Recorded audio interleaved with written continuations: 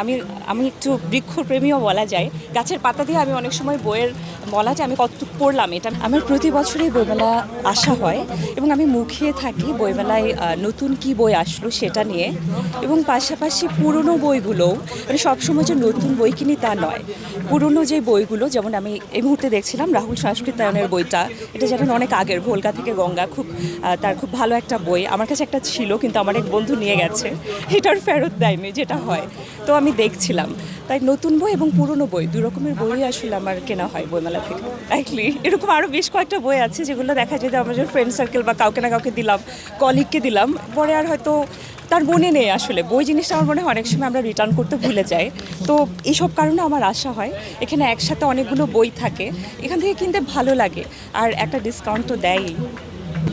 আমি একটু ভিন্নভাবে দেখতে চাই, যদিও আমার কাগজের যে একটা স্পর্শ এবং নতুন বইয়ের যে গন্ধ এটা আমাকে সবসময় বিমোহিত করে। তাই আমার কাছে বই পড়াটা সবসময় আবেদনটা আলাদা।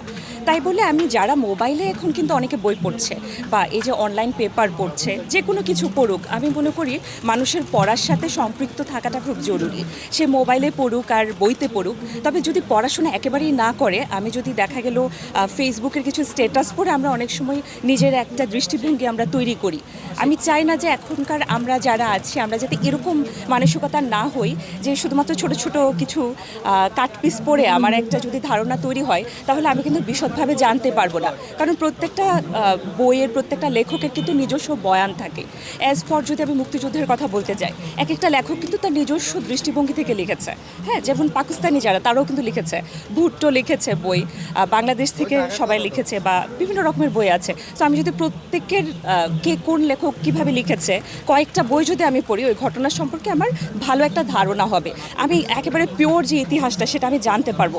আদারওয়াইজ আমি যদি শুধু একজন লেখকের পড়া পড়ে আমি একটা কিছু দিয়ে মন্তব্য করতে যাই, তার যে নিজস্ব একটা চেতনা আছে সেটা কিন্তু আমি আর ধরতে পারবো না যে আসলে সে কি নিরপেক্ষভাবে লিখলো নাকি তার চেতনাটা ওখানে ঢুকে গেল। কাছে সব সময়, আমি একটু আগেও বলছিলাম, সব সময় এই যে ছাপা যে বই, আমার কাছে মনে হয় কি আমি অক্ষরগুলো ধরতে পারছি এবং নিজের মতো করে পড়া একটু আমি আমি একটু বৃক্ষপ্রেমীও বলা যায়। গাছের পাতা দিয়ে আমি অনেক সময় বইয়ের বলা যায় আমি কতটুকু পড়লাম এটা আমি মার্ক করে রাখি গাছের পাতা দিয়ে। তো আমার কাছে খুব ভালোই লাগে বই পড়তে।